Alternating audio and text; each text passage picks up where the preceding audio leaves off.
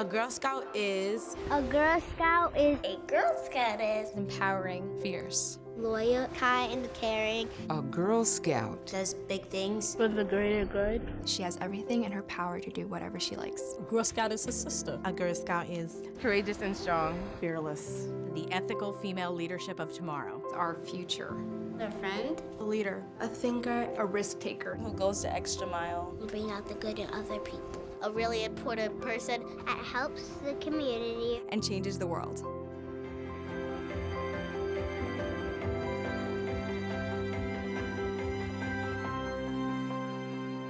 That's what being a Girl Scout is. It's so humbling to be here because I'm not part of your industry.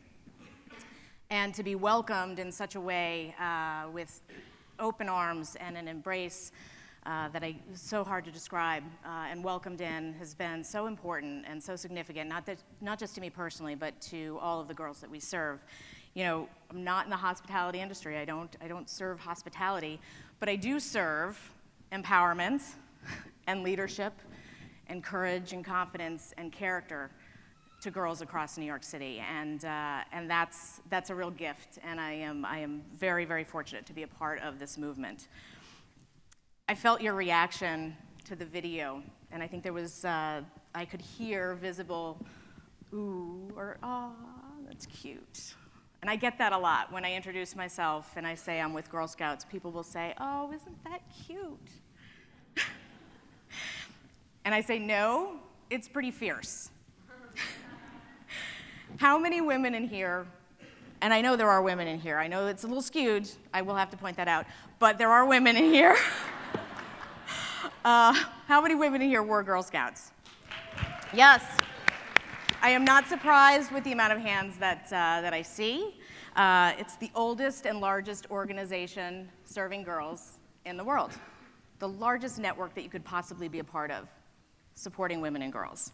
107 years old, 1.7 million girls in the United States currently are Girl Scouts, 58 million living alum in the United States. So all of you women who raised your hand, you're now part of a network where you don't have to pay a fee that has 58 million members. So when imagine a girl who is trying to break into her first job, her first interview, her first here in New York City, her first high school interview, feels when she knows that she belongs and is supported and is surrounded by that many women and girls within her network. It's very empowering to be a part of this. And I have some fun facts, because it's a fun fact kind of day. 50% of women in leadership roles in the business industry were Girl Scouts. 80% of women in the STEM industry were Girl Scouts. All but one female astronaut were Girl Scouts. 60% of the current female Congress were Girl Scouts. So although we only serve about 8% of the population, we have been providing the largest line into the workforce pipeline of leadership in girls. We're very, very proud of that.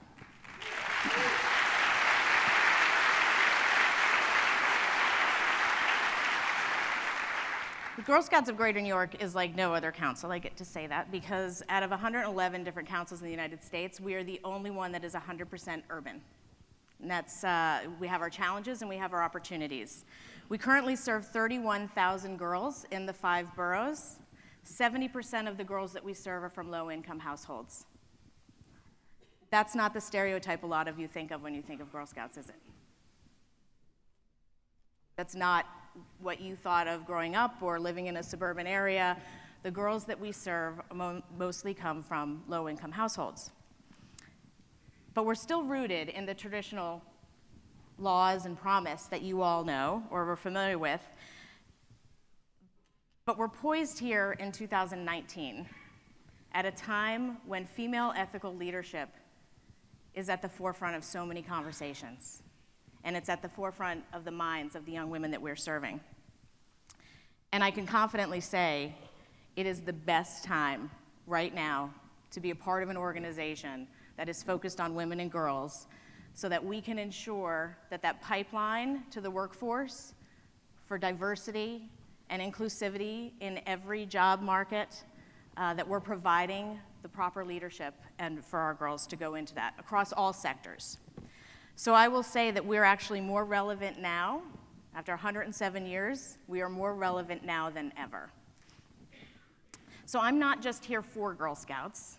I'm here because of Girl Scouts. I am a third-generation Girl Scout. I'm a product of the program completely. My first ask was a Girl Scout cookie ask. I am also a Gold Award Girl Scout, which is the highest achievement a girl can receive in the Girl Scouts. I was born and raised in a very small town in rural Maine, the youngest of 7 in my family. And it was a lazy, sleepy, beautiful town. And my dad, it was a blue-collar family. My dad worked in the concrete industry, and my mom was a stay-at-home mom, and I like to call her a professional volunteer. We all know those types who volunteer for everything, and the world needs them. At a very, very young age, unfortunately, I was like many young women. I had some issues with some sexual abuse in my life at a very young age. And it left me very insecure, very quiet, withdrawn, afraid, scared, and not very confident about myself. But when I put on my uniform, my Girl Scout uniform, it was like I was invincible as a young girl. And I was part of something, and in a community of young women and girls supported by a female mentor, where I could identify in new ways, in leadership roles. I could try new things. I could speak up, and I could use my voice. And I saw what that did not only for myself, being one of those girls at a time when we didn't talk about that and we didn't use our voice, seeing how it could break the chain of statistics for young women. Something as simple as being able to raise your hand first in the classroom, being able to advocate for yourself, being able to use your voice. I found my voice pretty quickly through Girl Scouts, and it changed my life and provided me a lot of first opportunities. First time I ever traveled by myself was at a national convention. The first time I ever got to stand and testify in front of our state Congress for laws affecting nonprofits when I was in high school. I was given these opportunities that validated my voice as a young woman, and it really changed me, and it made me realize I wasn't going to stay where I was. I wasn't going to stay in that town in Maine, because I had this inner pulse, this inner cadence that was moved a little too fast for that. And I needed to get to a pace somewhat like New York City. And I moved here when I was 18. I moved here on my own, was financially independent, and decided the way I could do this was to get myself here, put myself in school, and I studied theater.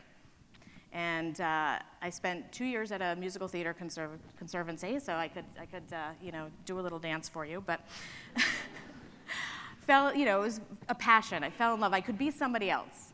I could express myself. I could use my voice. And I ended up going into the business side of theater and spent my professional life, most of my adult professional life, in the theater industry on the business side and climbing a professional ladder. And then my husband and I, our first daughter was born. I was scared to have a girl. The irony is I have 5 daughters now. But when my first daughter was born, my husband chose to leave his career behind and become a stay-at-home dad in order to support the advancement of my career. That broke, both of our traditional role models that we had grown up with, and even 15 years ago, it was a little edgy. It was a little different.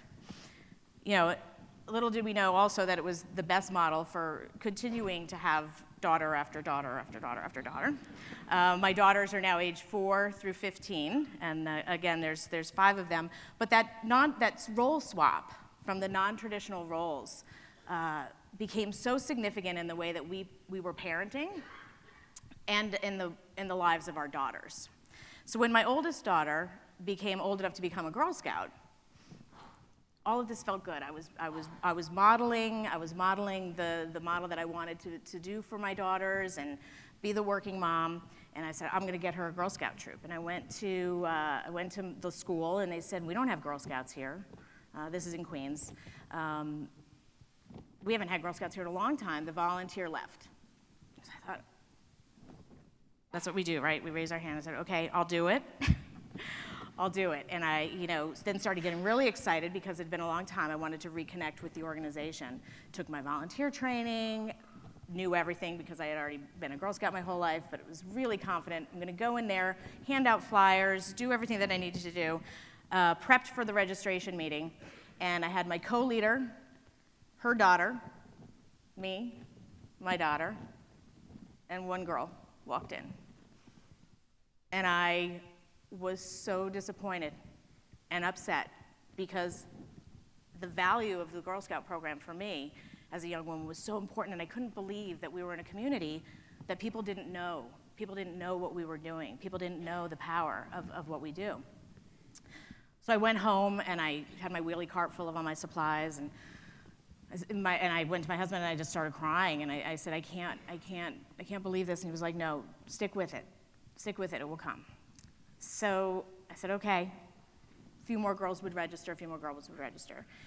And as a volunteer, you're just giving your time, you're doing this. And I became more and more connected, and by the second year in our community in Sunnyside and Woodside, we had 150 girls and dozens of volunteers registered. So I started to see the impact that it was having, not just in my life, not just in my daughter's life, but in the community around us as well. And as an activist and advocate for girls' issues, it just became more and more significant and constant voice in my head that maybe this is your calling. Maybe this is where you want to go.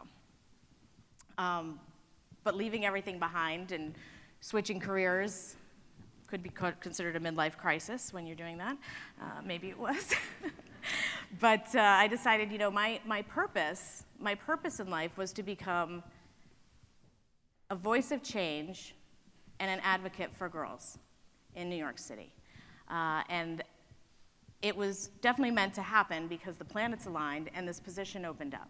And I've only been a professional Girl Scout for 4 years now. And I pride myself on being a volunteer for so many years because the volunteers are really who make this organization what it is today. And it's such a privilege to serve these girls, to serve them what they need and their opportunities. And I got to bring a new vision when I came to council.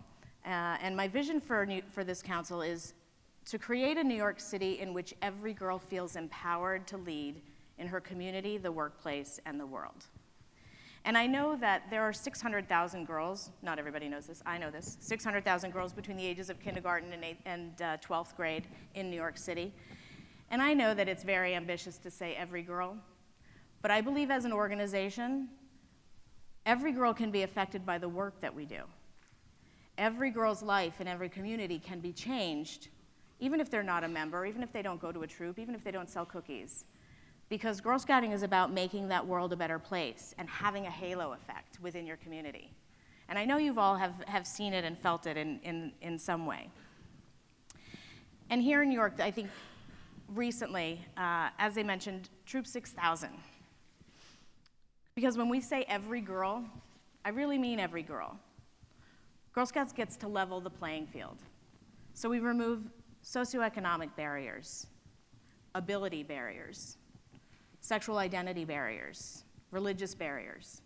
We remove all of that and bring girls together in a communal way where everyone has the same playing field.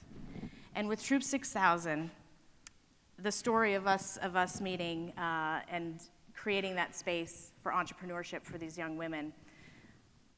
When the troop first started, I had a young girl come up to me and say, Meridith, are we going to be able to sell cookies like real Girl Scouts? And it's like, of course. Like, I couldn't say yes because we didn't know how yet. We didn't know how to make that happen. But I also wasn't going to say no because the whole point of Troop 6000 was to create a program that gave girls consistency and continuity in a life that could be transient. And we wanted to be that one thing that they had a consistent experience in, and a community that they belong to and were welcome in. So I couldn't say no. And thank goodness we found the right people who opened up in the most welcoming way to invite the girls in and give them this opportunity, not just to raise money, but to empower themselves, to learn about financial literacy, to start their own business, to interact with customers. Those are the core elements of the program that they get to learn from it. And then, of course, you guys get cookies, which is always great. That's a lovely byproduct. My favorite quote was a young woman who was being interviewed, and this is not the same story. There's so many good ones. And she was asked, what does Troop 6000 and Girl Scouting mean to you? And what has it done for you? And she's 12. And she'd been living in a shelter for almost a year. And she had only been introduced to Girl Scouting through Troop 6000 program. And she said, being a Girl Scout has taught me that you do not need to be worldly to belong in this world. And then they turned the mic to me, and I was like, I have nothing else to say. Just keep it there, that's fine. But that's the impact. And that halo effect we were talking about,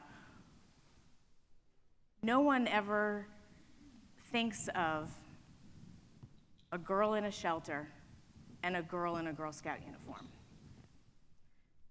It makes you question that stereotype that we all have of what it means to be homeless, what homeless people look like. And on the front page of the New York Times were girls living in a shelter in a Girl Scout uniform. And the world stopped for a minute. And it was so incredible to realize that that halo is so powerful. And the values that we were giving girls who never thought they could have the opportunity to have, that we could do that. And New York City opened its arms and welcomed us and took the troop on as its hometown troop. It's changed. It's changed New York. And if you haven't had a chance to go read about it, I encourage you to do so. They get to do everything that all the other girls are doing. So all of our STEM programs, robotics, artificial intelligence, cybersecurity, coding, yes, Girl Scouts do those now, starting at the age of 5. They get to go to camp, like every other Girl Scout. Go for a week, go for 2 weeks, go for a weekend, swim in a pool, do archery, climb a wall. We want to make sure that the experience is the same opportunity that any other girl has. And it's not just for socioeconomic barriers that we want to remove. It is about going into communities and school districts like District 75 here in New York City and making sure that our program is accessible for girls of all abilities, to make sure that our materials are translated into every language that is available in the New York City public school system so that our girls who are first English language speakers can have materials that their parents can work with them on. It is about opening up to all the different religious diversities that we have in New York City and making sure that our program is accessible to girls who traditionally and religiously, it may not be approved that they're a part of an empowerment program, but that we can offer them alternative ways to participate. So I hope I'm able to give you just a little bit of insight of how different, what your perception of Girl Scouting when you came in here, and that to change the idea of what you may have thought of what we're doing now, and ask you to think about your own workforce and to think about when you're hiring individuals and you're looking for, and I know you're all committed to a very diverse, inclusive workforce, right? And equal pay for equal work and gender parity, right?